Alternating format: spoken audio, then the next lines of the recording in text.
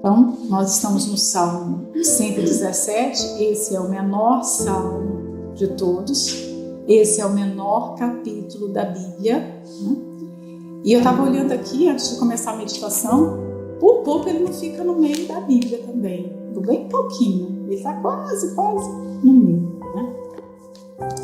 Então, a gente pode pensar assim, é um capítulo pequeno, só 2 versículos, mas o que é que vai ter aí nessas palavras que pode ser significativo? O que tem aí que pode me ensinar? Ele é curto, mas ele tem um significado imenso, ele é extremamente profundo.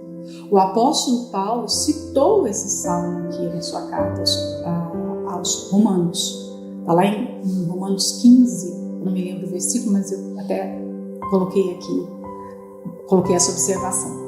Por quê? Porque ele é muito importante. Então, que o Espírito Santo nos ajude a extrair desses 2 pequenos versículos que são desprezados. Provavelmente você nunca meditou no Salmo 117. É bem provável que você olhou assim, mas 2 frases assim tão simples. O que será que isso quer dizer? Vamos juntas então. O versículo 1, louvai ao Senhor todas as nações, louvai todos os povos. A gente só consegue atribuir louvor, elogio a uma pessoa quando nós temos prazer nessa pessoa. Você não consegue falar bem de uma pessoa, isso eu estou falando do fundo do nosso coração, porque falar de boca, com dissimulação, com hipocrisia, as pessoas falam, eu estou falando algo sincero. Você só consegue falar bem de uma pessoa quando você tem prazer nessa pessoa, quando essa pessoa realmente é especial para você. Então, muitas vezes nós vamos ver nos Salmos essa ordem, louvai. Mas como é que se vai fazer isso se não tem prazer em Deus? Porque o louvor é um elogio que eu vou dar a Deus, eu vou enaltecê-lo, né? Entre outras coisas, tanto no meu serviço, quanto nas minhas orações, quanto nas minhas canções, no meu jejum, né? Mas como nós vamos fazer isso se nós não admiramos a Deus? Se nós não temos prazer nele? Então vamos entrar um pouquinho na raiz do louvor, que eu acho que é o que vai nos mover a essa condição de permanente louvor. Primeiro, nos deleitar nele. Eu me lembro de uma vez estar meditando no livro de Cantares e ter encontrado lá em Cantares 5, no 16, quando fala que o amado é totalmente desejável. Eu até cheguei a fazer uma reunião com as namoradas, se não me engano, as namoradas dos pastores e as candidatas, né? Porque o que acontece quando nós conhecemos pessoas, nesse contexto humano aqui, nós conhecemos pessoas que se tornam nossos amigos, nós temos os nossos irmãos, nós temos os nossos pais, nós temos o nosso cônjuge. E nesse círculo de pessoas próximas, nós temos aqueles que nós amamos muito, mas nenhuma dessas pessoas são totalmente desejáveis, totalmente amáveis. Por quê? Por exemplo, a mãe ama muito o filho, mas tem coisas no filho que ela não ama, porque o filho não é totalmente amável. Ela pode amar o filho como pessoa, mas tem uma teimosia ali que ela não ama. Ela não ama a teimosia. Ela ama o marido e o marido é ali a pessoa que ela partilha a sua vida. Mas tem coisas no temperamento do marido que ela não gosta, não é?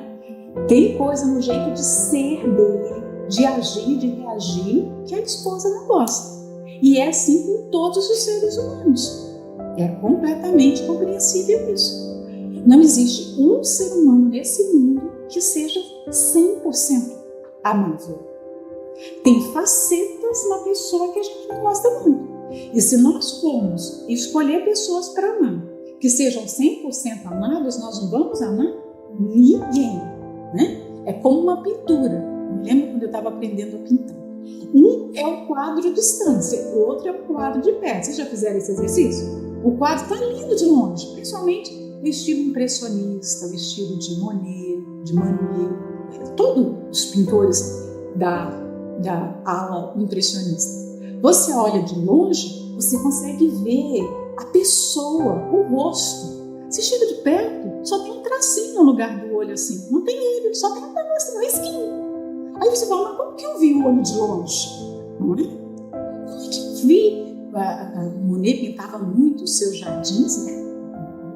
Os jardins dele, conhecidos pelas belas flores, e ele fazia aquelas mulheres com guarda-sóis lindos, com aqueles vestidos, e você olha de longe, que coisa belíssima, você olha de perto, as pinceladas assim, você fala, mas isso aqui eu também fazia, não é bem assim, isso não é bem assim, é difícil você fazer aquilo ali, mas assim é na vida. Quando você conhece uma pessoa de longe, normalmente você tem a tendência de admirar tudo dela. Você acha que ela é uma filha, é igual uma filha. Aí você casa. E aí quando casa, você vai ver que tem umas faces que não são como assim. Você também, você levou no pacote, tem que ver. Não é assim? Com Jesus não é dessa maneira. Ele é completamente amável. Não tem uma só face dele que não cause em nós admiração. Ele é lindo, lindo em todos os seus atributos, em todas as suas qualidades. Não tem um só defeito. Não tem nada que a gente vá falar assim, Jesus é isso, é aquilo, vírgula, mas não tem. Ele é isso, e mais aquilo, e aquilo, que a gente nunca vai terminar. As qualidades, de enumerar as qualidades do Senhor Jesus, para enaltecê-lo pelo que Ele é. Por isso que está lá em Cantares, né? Meu amado é totalmente desejável. Nós o amamos, nós o desejamos, e porque há essa admiração, nós o louvamos, sem ter a necessidade de forçar, sem ter necessidade, sabe, de dar uma corda no pescoço. Porque está escrito aqui que eu tenho que louvar. Não, você tem tanto prazer que você louva, isso é espontâneo. Você reconhece quem Ele é, o que Ele faz. Porque esse salmo aqui tem 2 versículos, mas os 2 versículos eles vão mostrar um convite ao louvor, a quem deve ser o louvor, que é a Deus, e qual o motivo do louvor. Por que nós temos que louvar? Claro que ele não vai falar de todos os motivos, ele vai citar aqui 2 motivos, mas se você analisar a Bíblia no todo, nós temos descrições de várias qualidades. E as qualidades, a beleza dos atributos de Jesus é tão grande que não comportaria na Bíblia, não comportaria no livro. Tanto é que eu sou repetitiva quando eu falo isso, que nós vamos ficar a eternidade inteira admirando isso e não vamos esgotar, não é? Porque Deus escolheu colocar toda a sua glória no seu Filho. A glória no céu? O céu é lindo, a natureza que existe na terra, os animais, as estrelas no céu, tudo isso é lindo. Mas a glória de Deus, na sua perfeição, na sua exatidão, na sua plenitude, não está nessas coisas, mas repousa em Jesus. Ele é a perfeita glória de Deus. Deus escolheu colocar no Filho e nos manda olhar para o Filho, nos relacionar com o Filho. E esse relacionamento começa com o reconhecimento de quem Ele é. Então, esse salmo aqui é importante porque mostra quem deve ser louvado e por que deve ser louvado. Por isso eu disse que, por que nós não louvamos? Onde está a raiz da nossa, talvez, indolência, negligência com o louvor a Deus? Por que nós não ajoelhamos mais? Por que nós não oramos mais? Porque falta deleite da presença de Deus. Porque quando algo nos dá prazer, a gente faz questão de ir buscar esse prazer. Se algo é muito bom para a gente, nós fazemos o esforço que for preciso, mas nós queremos estar ali, em busca daquele prazer. Então, quando não há esse envolvimento com Deus, é porque falta o prazer. E seria inútil se eu viesse aqui e falasse, vamos louvar a Deus, porque o salmista está dizendo, louvai ao Senhor, se eu não mostrar para você a raiz do pecado, da falta do louvor, está justamente porque nós colocamos o prazer que deveria ser para Deus em outras coisas. Nós fazemos de outras coisas a nossa alegria. Por exemplo, o diabo sabe como enganar o ser humano. Ele sabe que o ser humano gosta de novidades. Uma das coisas. Ele sabe que o ser humano gosta de coisas novas. Ninguém gosta de mesmice. Então o diabo vai oferecer o quê? Novidades. E nós estamos no tempo mais acelerado para novidades. Não é? Sim, o tempo todo tem novidades. Lançamentos de telefones, lançamentos de músicas, lançamentos de... As redes sociais estão o tempo todo trazendo tendências. O mundo virou um palco que parece que o tempo todo nós precisamos ser atualizados, porque há a oferta das novidades. Então o diabo sabe que o homem gosta de novidade, ele vai e oferece justamente a novidade. E aí nós tiramos o nosso prazer de Deus, que também, aliás, também não, ele é a única novidade que existe nesse mundo, porque o resto é tudo coisa velha, requentada, né? Mas Deus não. Ele diz lá em Isaías que ele cria coisas novas todos os dias. Então ele merece ser louvado pelas novidades, mas nem sempre nós vamos a Deus em busca das novidades. Nós vamos em outras coisas, porque nós julgamos que as outras coisas são melhores do que ele. E assim o diabo tem roubado o prazer que é de Deus. Nós deveríamos nos deleitar em Deus exclusivamente, mas ele rouba esse deleite para colocar em um outro lugar. Por exemplo, a oferta de entretenimento. É pecado a pessoa ter um entretenimento, ter alguma coisa com lazer? Não é, mas se eu coloco o meu deleite no entretenimento, eu tirei do lugar certo para colocar no lugar errado. O diabo fica realizado, porque ele está roubando, defraudando a Deus em algo que era para ele. O homem, na reforma, foi um dos primeiros pontos a serem colocados, que o sentido da vida do ser humano é glorificar a Deus, é honrá-lo com sua vida e ter prazer nele. O sentido da vida, então, é conhecer a Deus, honrá-lo e ter prazer nele. Então não significa só que eu tenho que servir a Deus. Não, eu tenho que ter prazer nele. Isso muda tudo, muda o eixo, como as coisas funcionam. Porque eu posso fazer tudo. Se eu não tenho prazer no que eu faço, as coisas saem pesadas, difíceis. E aquele que recebe aquela oferta, aquele serviço, não vai receber de boa vontade. Porque aquilo é fruto de alguém que está fazendo, mas não está se movendo pelo prazer. Não tema. E o prazer vem pelo amor, pelo reconhecimento de quem é aquela pessoa, pelo reconhecimento do que aquela pessoa já fez por mim. Né? Então, olha quantos pilares tem em torno dessa palavra. Outro ponto que o diabo usa muito para fazer com que a gente perca o deleite em Deus, nos ocupar. Ele sabe que um homem muito ocupado, uma pessoa muito ocupada, ela não vai conseguir ser reflexiva. Para ter vida com Deus, você já reparou que exige vida reflexiva? Você precisa ficar de uma certa maneira introspecta, né? Você tem que ter uma vida interior, porque a vida com Deus se passa na sua vida interior. Não tem como você viver num mundo de barulho o tempo todo, num mundo de atividades o tempo todo. Você tem que ter um momento que é só seu e de Deus. Assim como uma mulher casada tem um momento que ela vive com seu marido, assim tem que acontecer com o cristão. Ele tem um momento que acontece entre ele e Deus. Jesus fala nada. Inclusive, entra dentro do seu quarto, fecha a porta, tipo assim, não tem nem ninguém, é só você e o seu pai. Mas, nas muitas ocupações, as pessoas já não têm mais tempo para se deleitar em Deus, para curtir a presença de Deus, para ouvi-lo, para falar e deixar, não ser ali um monólogo, né? Uma pessoa só fala, não, para ser um diálogo, você fala e Deus fala também. Há ali uma troca, uma comunhão, há uma intimidade. Então, o diabo sabe que se nós formos ocupados demais, pronto, acabou o deleite em Deus. Nós não vamos aproveitar a presença dele. Nós não vamos nos admirar de quem ele é, porque a gente nem reflete.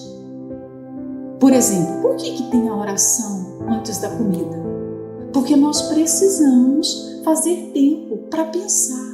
Poxa, Deus me proporcionou esse alimento não veio assim por acaso. Olha quantas coisas, quantos sabores tem aqui nesse prato.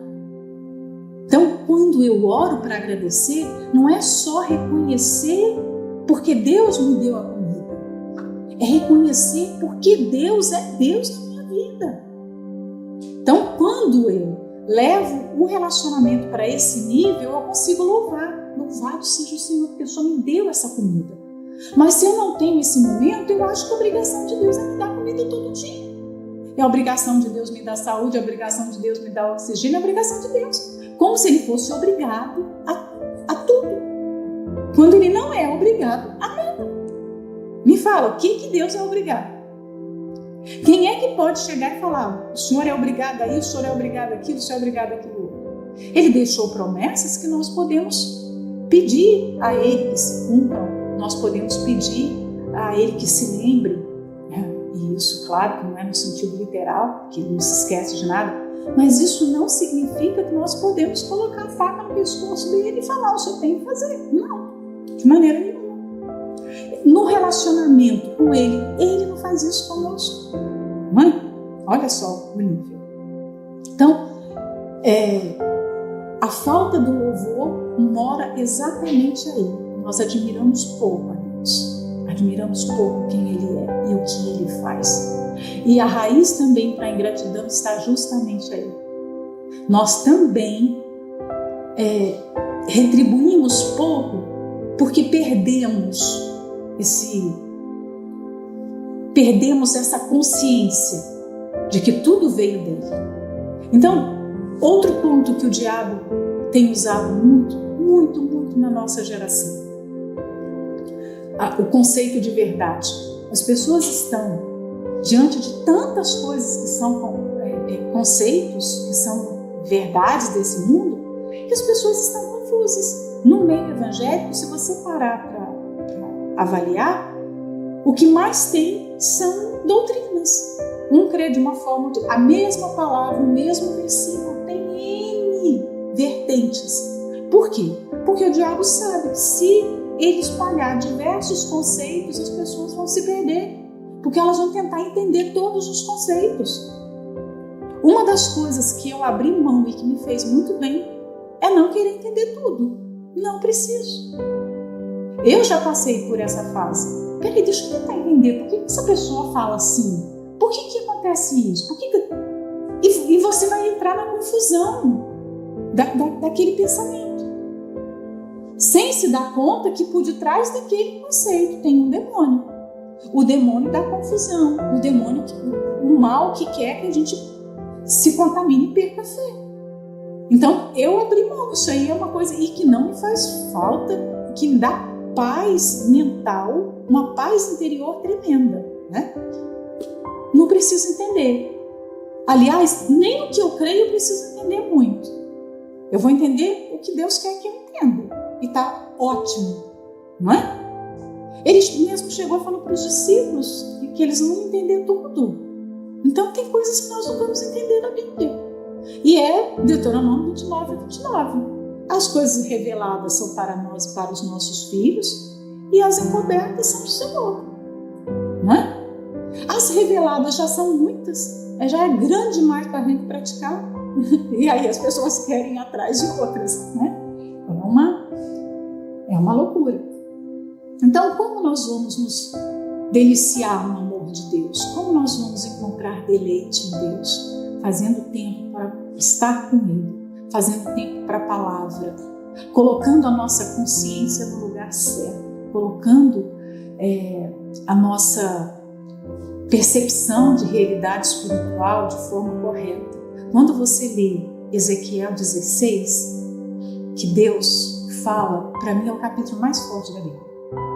Hoje, já é há alguns anos, tem permanecido, mas até hoje é o capítulo mais forte da Bíblia. Eu tenho até vontade de fazer uma meditação sobre isso especificamente, porque é o desabafo de Deus contra Israel. Eu encontrei vocês, ele fala, Israel, o meu povo, eu encontrei como aquele bebê que era um aborto, que estava ainda com o umbigo sujo de sangue, jogado no terreno baldio. Eu fui lá, peguei aquele bebê, limpei o seu sangue, cuidei, eduquei, coloquei as melhores roupas para que Israel vestisse. Ele fala das roupas, as roupas bordadas. Quando você lê Ezequiel 16, gente, é um banquete. É doído todas as vezes. Eu choro porque é um capítulo da história de Deus com Israel e que é nossa história, porque nós também fomos encontrados como um aborto na rua, jogado por aí, na sarjeta desse mundo, né? E Deus fez tudo aquilo.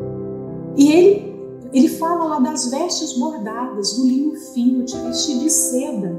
E quando você estava bonita, coloquei joias nos seus braços, pulseiras, coloquei brincos. Eu te fiz bonita e você foi usar tudo que eu te dei para se prostituir com seus amantes. Você foi pior, Deus fala, né, para Israel, você foi pior do que a prostituta. Porque a prostituta vai se prostituir e cobra, e você nem cobra, você vai lá para os amantes se oferecer de graça. Gente, é muito forte capítulo 16 para mim, todas as vezes que eu leio todas as versões, e eu sempre, é um impacto muito grande. Fala da intimidade de Deus com Israel e a intimidade dele conosco. Então, que momento nós podemos nos tornar assim? Porque não tem nada pior do que cair nessa condição de ingratidão, de desprezo a Deus pelo que ele fez, pelo que ele faz. Israel deixou de curtir a Deus, de ver o quanto ele era bom, o quanto ele era fiel, de onde eles foram tirados, quem eles eram, onde eles estavam, né? Deixou de ver isso. E aí se sentiu seguro. Quando foi que Israel perdeu o privilégio? Quando se sentiu seguro dos privilégios. Então, agora eu sou adulta, agora eu sei, agora eu tenho, agora eu posso, agora eu sou uma nação, né? Quantos pensamentos passavam ali? E aí, Deus tira Israel, né, do privilégio, como nação, única nação escolhida, e coloca o seu, estende a palavra além das fronteiras e escolhe a igreja, que foi a meditação de hoje lá, de Romanos, né? Então, a razão da nossa falta de louvor é essa, para mim é essa. Talvez você pode encontrar um outro motivo. Por que nós não louvamos a Deus como Ele merece? Por que nós não tributamos a Ele a honra que Ele merece? Por quê? Porque nós, os incrédulos não fazerem é compreensível, mas por que nós? Porque essa falta é vista em nós. Por que nós não tratamos como Ele merece? Né? Aí esse convite aqui vai além, porque a gente tinha visto o convite de louvar para Israel, lembra nos capítulos anteriores? Agora você vai ver nesse versículo aqui que o louvor deve ser feito por todas as nações e por todos os povos. Ó. Louvai ao Senhor todas as nações, louvai-o todos os povos. Então nós não podemos deixar que a palavra de Deus esteja presa nos limites da nossa igreja. Nós olhamos de repente para o povo e nós pensamos, está aqui a nossa igreja, tem essas pessoas, os obreiros, nós estamos aqui louvando a Deus. Deus quer ser adorado por todos os povos e por todas as nações. Então é responsabilidade nossa, nós que somos os pregadores do Evangelho, anunciamos o Evangelho, levar essa palavra para outros povos.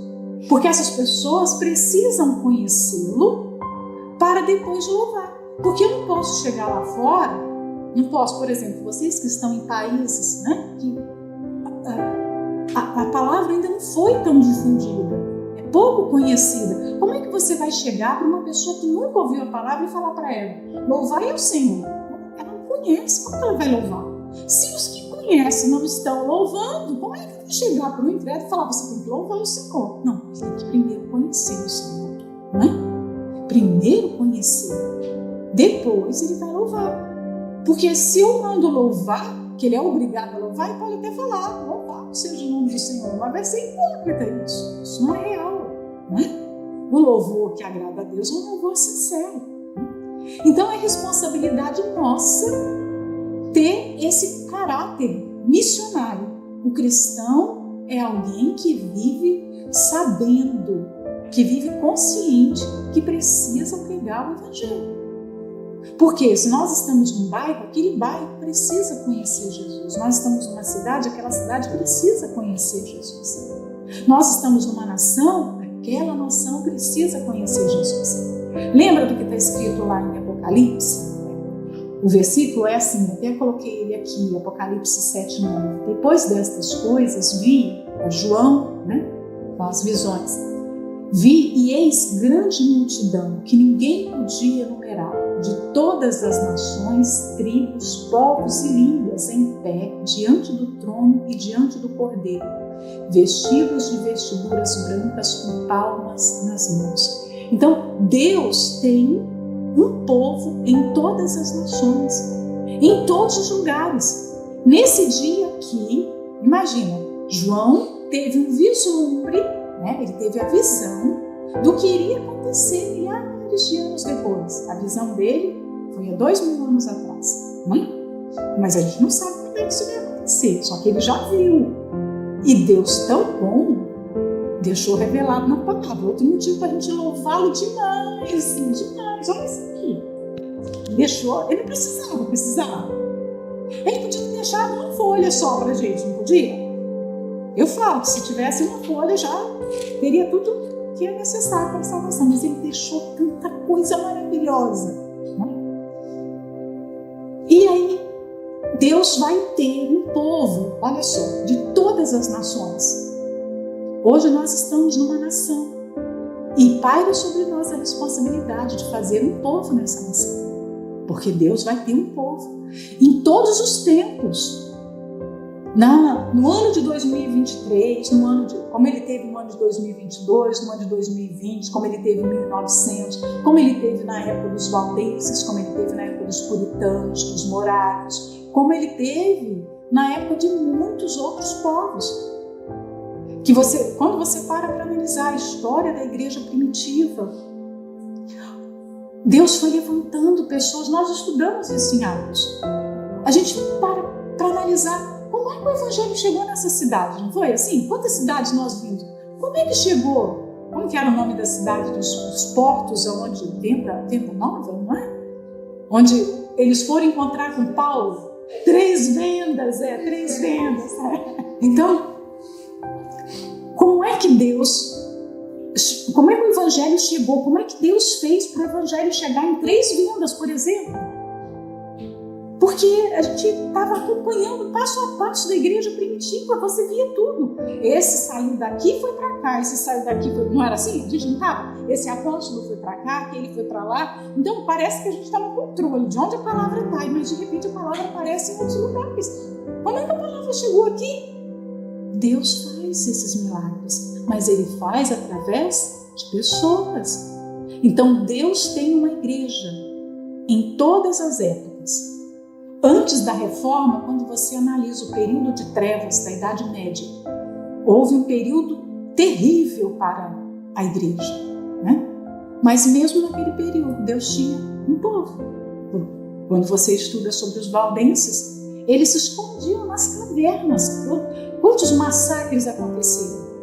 Eles estavam lá reunidos dentro de uma caverna e os inquisidores jogavam fogo. Eu lembro que numa só reunião deles, mais de 1000 pessoas morreram queimadas dentro de uma caverna. Num martírio lá na Áustria, 100 pessoas num só dia morreram queimadas na fogueira. E assim acontecia os montes. Era o povo dele. Que ano? 1039, 1100, 1200. Nem tinha acontecido a reforma ainda. Então, vejam, Deus tem um povo em todas as épocas. Hoje, esse bastão está conosco, a nossa responsabilidade de levar o Evangelho. Então, quando nós levamos isso a sério, nós pregamos no supermercado, nós pregamos na porta da igreja, nós pregamos pela rádio, nós pregamos com folheto, nós pregamos. Porque Deus está nos usando com esse caráter missionário, de fazer com que as pessoas conheçam a palavra, conheçam a Ele, né? Uma forma da gente entender o nosso papel como missionários nesse mundo. O primeiro ponto, como é que nós começamos a ganhar almas? Vamos ver se vocês têm o mesmo entendimento. O que o Senhor Jesus mandou que nós fizéssemos pela obra? Primeira coisa que Ele mandou: rogai ao Senhor da seara para que Ele envie trabalhadores. E olha, nós negligenciamos essa oração. Deveríamos fazer todos os dias, mas tem dia que a gente esquece, não é? Tem dia que a gente esquece. Mas deveria ser independente. Pode ter muitos pastores, muita gente pregando o Evangelho. Todo dia nós temos que orar: Senhor, envia trabalhadores, envia ceifeiros para a obra, envia pessoas para nos ajudar. Nós começamos a ganhar almas com uma oração, uma coisa mais simples. O que tem de difícil você falar isso? Senhor, está aí a tua obra, estão aí as almas para serem colhidas, envia trabalhadores, só isso. E numa coisa tão pequena, nós falhamos, não é? Um segundo ponto é fazer discípulos. Nós precisamos fazer discípulos. Jesus disse para a gente fazer discípulos de todas as nações. Nas nações onde vocês estão, nas cidades onde vocês estão, nas igrejas do bairro, quais são os discípulos? Porque nós entendemos o caráter missionário de Jesus quando a gente entende: eu preciso passar para o outro aquilo que eu recebi, para que essa pessoa o sirva com a mesma paixão, com o mesmo temor. Então, fazer discípulos é uma ordem, e uma ordem para todos. Quer dizer, não é uma ordem só para mim, é uma ordem para todos os servos. Então, como é que eu vou desejar e ver essa palavra se cumprir? Que povos de todas as nações, de todas as línguas, conhecendo a Deus, o adorando, o servindo, se eu não faço a minha parte. Muito bonito a gente ver a palavra aqui, muito bonito a gente ver a igreja chegando em vários países. Nós ficamos felizes quando a igreja abre num país diferente, não é? A gente não se alegra? Eu me lembro quando a igreja era pequena e abriu no primeiro país, não é?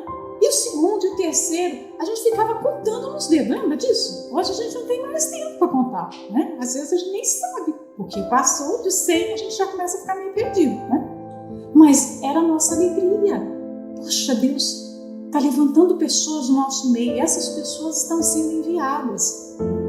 Então, faz parte da nossa responsabilidade orar por ceifeiros, fazer os discípulos, porque Deus vai mandar os trabalhadores, mas não vai mandar trabalhador pronto. Ele vai mandar o trabalhador que às vezes ainda vive na prostituição, vive no vício, não é? Vive uma vida errada. E aí cabe você cuidar dessa pessoa, participar do processo de libertação, de receber o Espírito Santo, de ensiná-la a respeito da palavra de Deus. E aí você vai ver um discípulo sendo formado. Claro, nós estamos num tempo que é muito difícil fazer discípulo hoje, né? Muito difícil. Mas não é porque os dias são maus que nós vamos deixar de cumprir a ordem de Jesus.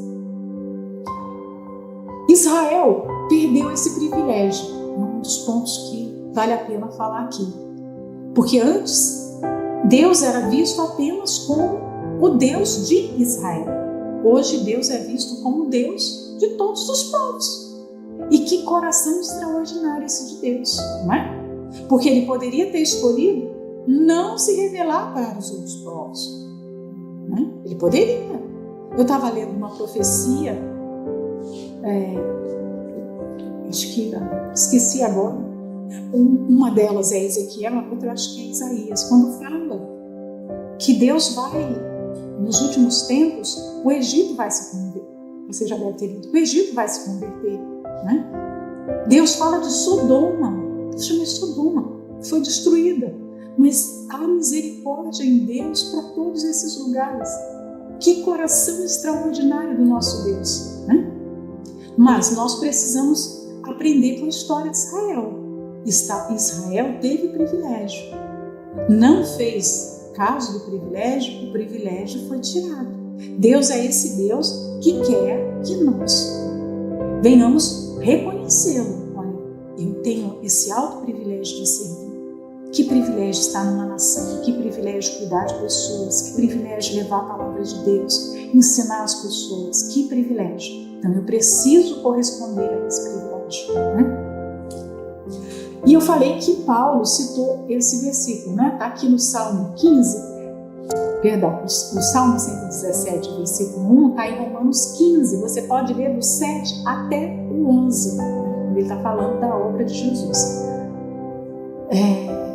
Aqui diz o 11, e outra vez, louvai ao Senhor todos os gentios, celebrai todos os povos. Olha como ele cita bem direitinho, né? Só trocou a palavra nações por gentios, porque era assim que o mundo era visto, judeus e gentios. Só existiam duas classes, a classe dos judeus e todos os outros povos gentios. E Deus escolheu ser chamado Deus dos gentios, né? O versículo 2, então.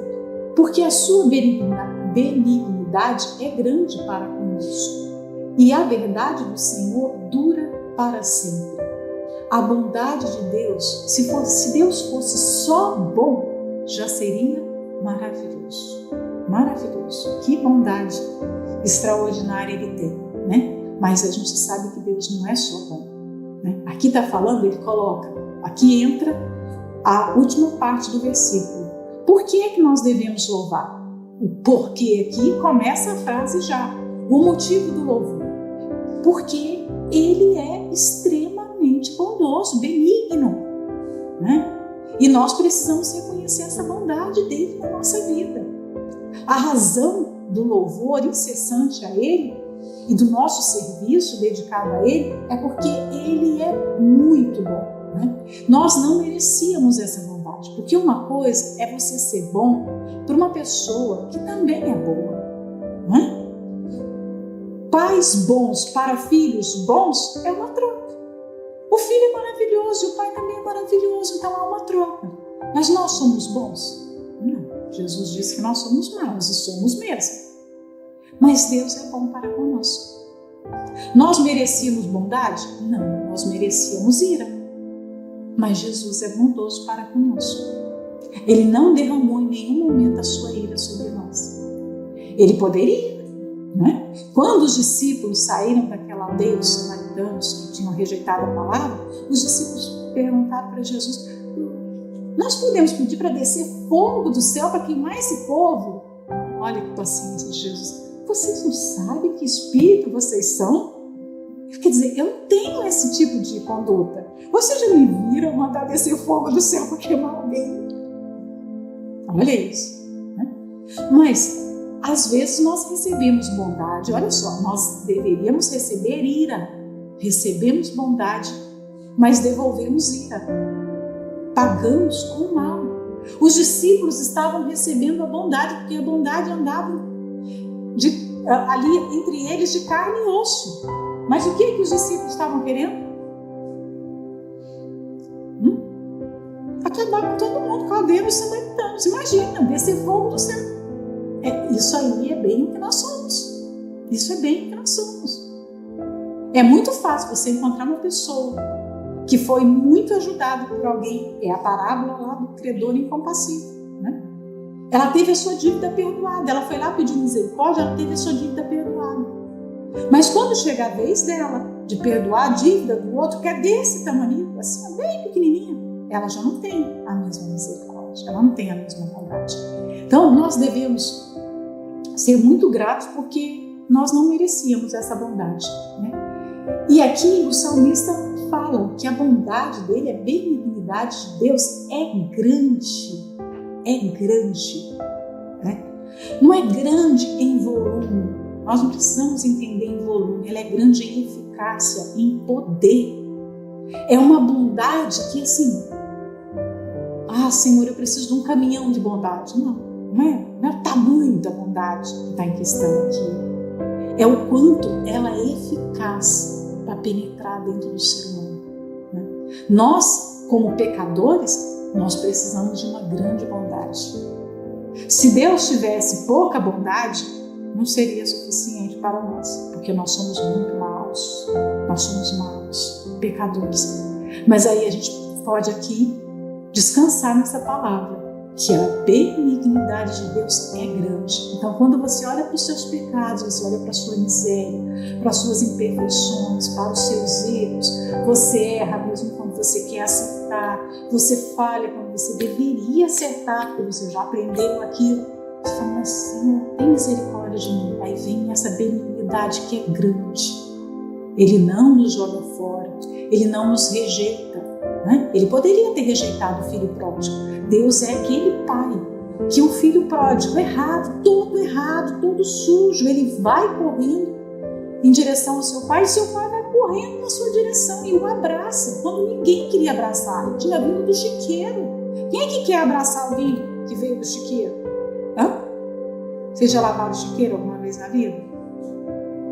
Eu já lavei. Quando a gente sai do chiqueiro, tem que tomar um banho, gente. E às vezes a gente tem que passar a criolina, né? Porque você lava o cheiro, tá cheirando ainda. Você lava de novo, tá cheirando ainda. Tem que passar coisa forte. Mas o rapazinho estava vindo lá do chiqueiro e o pai o abraçou. Então, olha que grande benignidade. Ele nos tira do pior fundo do poço, do pior sofrimento, da pior rejeição, abandono, desprezo. Esse é o nosso Deus, né? Então, como não louvá-lo? Isso não é maravilhoso? Saber disso, que Deus tem uma grande benignidade. Por isso eu disse, nós não meditamos no Salmo 117 como deveríamos. Você parou para analisar isso? Grande benignidade para conosco. É por causa dessa grande benignidade que Ele já não nos fulminou lá atrás. Ele poderia ter acabado com tudo. Ele poderia ter nos rejeitado. Ele rejeitou Caim. Ele rejeitou Esaú. E nós já não fomos Caim? Quantas vezes nós não apresentamos ofertas imperfeitas? Quantas vezes nós já não aborrecemos a Deus como Esaú? Já aborrecemos. Já fizemos pouco caso da nossa primogenitura, de coisas que Ele nos deu. Ele poderia ter se aborrecido, ter nos deixado, ter nos rejeitado. Mas não, estamos nós aqui. Ele tem nos amado através das suas dádivas, dos seus favores. Então, grande é essa misericórdia. Mas aí vem uma outra verdade escondida nesse versículo. Qual é? Deus não é só bondoso, né? Aqui fala que a benignidade dele é grande, mas a verdade dele dura para sempre. Se Deus fosse só verdade, não haveria chance para a gente. Se Ele fosse só verdade, porque a verdade é a palavra. Se fosse só a palavra, pela palavra não seríamos condenados. A palavra, a verdade sem a bondade, ia ser o quê? Condenação, nascer. Seríamos condenados, sem chance. Todo mundo, um atrás do outro, inferno, vai para o inferno. Porque o que fala a palavra aqui? A palavra fala isso, então você caiu nisso, pronto, acabou, perdi, não é? Porque no mundo, olha só, vamos pensar, conceito de Deus, conceito do mundo. No mundo, se a pessoa pensar em matar, não é crime, ela só pensou, ela não fez. Os tribunais humanos vão julgar o quê? Só o crime, se ela matar. Se ela matar, ela vai se tornar ré, não é? Ela é levada a tribunal. Mas, se ela teve vontade de matar, há algum tribunal nesse mundo que julga a vontade? Que julga foro íntimo? Não. Mas nós servimos um Deus que julga. Para Ele, se você pensou, ou se você fez, é a mesma coisa. Por isso que o adultério não é só ir lá e praticar o ato.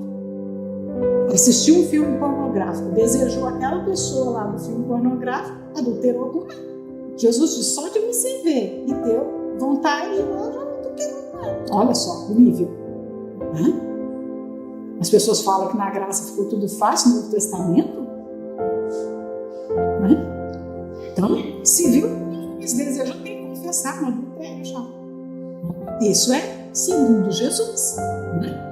Então, se a pessoa sente ódio, aquele ódio faz com que ela faça o quê? Ela deseja mal. Desejou o mal, Jesus disse que é a mesma coisa que matar, porque você está matando no seu coração. Você está matando no seu coração. No mundo não tem tribunal que julgue isso, mas Jesus julga. Então, no tribunal de Jesus, quem é que ia passar, gente? Então, todo dia nós precisamos da verdade, mas precisamos da grande benignidade. Grande benignidade, Senhor, tem misericórdia de mim, me purifica com teu sangue. O Senhor purificou ontem, eu preciso que o Senhor purifique hoje de novo. Porque eu não quero ter esse pensamento me acusando. Então, limpa o meu pensamento, limpa o meu coração, limpa as minhas mãos. Porque já não se restringe só o que é feito, é o que está lá dentro, que ninguém vê, mas Jesus vê. Porque eu posso ver do lado de fora vocês está tudo certo, mas do lado de dentro está tudo errado. E o Senhor Jesus julga o lado de dentro. O homem julga o lado de fora, foi o que Deus disse para Samuel. Eu não vejo como vê o homem. O homem está vendo o que está do lado de fora, o que é exterior, eu vejo o que está dentro.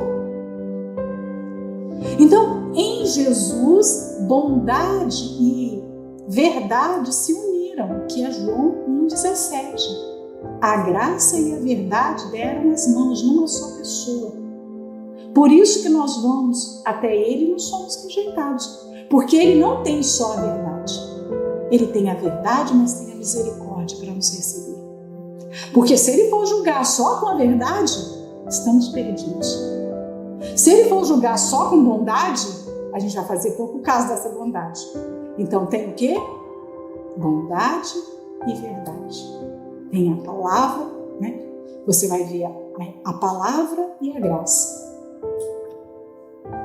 E quando fala sobre essa grandeza desses dois atributos aqui, você pensa, muitas vezes nós só nos deliciamos e nos dedicamos a falar sobre o amor de Deus, porque Deus é amor, os evangélicos ficam muito nesse foco, Deus é amor, Deus é amor, Deus é amor, e esquece os outros atributos. Hoje nós meditamos aqui, e olha o quanto nós erramos quando nós mutilamos o caráter de Deus. Nós mutilamos, nós nos apegamos a algumas coisas e desprezamos outras. E eu não posso olhar para você, por exemplo, a Alane está aqui. Eu não posso me apegar apenas a um Alane que eu escolho, uma versão da Alane que eu gosto ou que eu não gosto. E vou passar a falar mal por causa daquela versão, por causa daquele lado. Eu não posso pegar um defeito da Alane e julgar a Alane no todo por causa daquele defeito. Então, é isso que acontece no meio evangélico. As pessoas pegam um atributo de Deus e embasam toda a sua vida, quando Deus não é apenas aquele atributo. Então, é um erro muito grande mutilar o caráter dele. Pouco se fala da justiça de Deus. Quando é que a gente escuta as pessoas falarem, não, porque eu preciso temer e tremer, porque Deus é justo. Né? Há severidade na sua justiça. Há severidade. Por quê? Porque a justiça dele faz com que tudo esteja em ordem. Eu não posso desviar nem para um lado nem para o outro. Mas não, as pessoas se apegam muito mais. Né? Vamos falar que Deus é amor? Porque aí a porta fica larga, fica fácil, fica bom para todo mundo. Né? Quando não pode ser assim.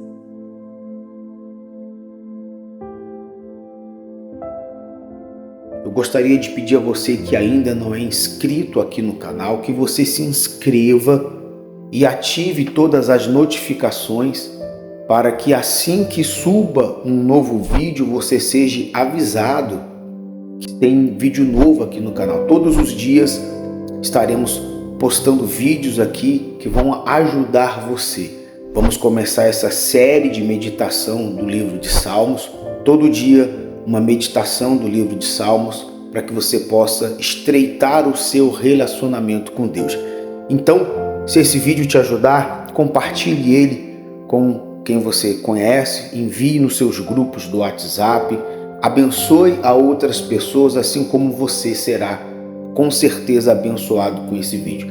Deixe o seu like, curta, compartilhe, comente. Eu quero convidar você a participar do nosso relógio de oração às 18 horas. Então, hoje, às 18 horas, vai subir um vídeo, uma oração, onde nós estaremos intercedendo a Deus em favor da sua vida. Você pode deixar aqui nos comentários do vídeo o seu pedido de oração, o seu pedido de intercessão.